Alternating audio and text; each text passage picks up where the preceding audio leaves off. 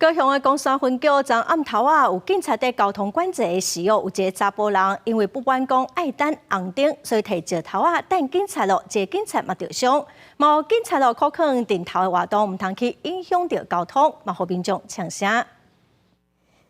男主手摕着比拳头母搁较大石头向警察捡去，警方第一时间发现唔对闪避，也是互牵着手，倒伫手腕挫伤。路口监视器嘛翕着男主可能走有预谋，经过路口的时阵，故意用石头甲警察牵，了后就为南仔溪方向走去。上铐！男主掠着了后，发现原来是因为当时警方管制交通，伊不满爱等红灯。这姓男子不满停等红灯，便持路边石头朝自己远警攻击。 造成远警手腕挫伤。警方嘛发现嫌犯倒伫的过程有酒后骑车，以妨害公务、公共危险罪，甲伊移送侦办。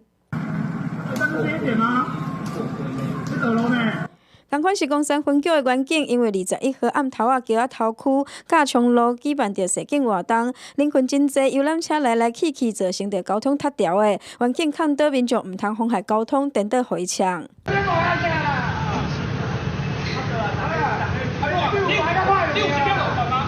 警方表示，这场活动无申请路权，人讲有危险驾驶、无照驶车、弄红灯，还有无伫安全无等等46件违规，拢会开单。遇到员警呛声这名男子，即时会通知伊到案，爱了解着伊有涉嫌着妨害公务。记者王刘婷在香港报道。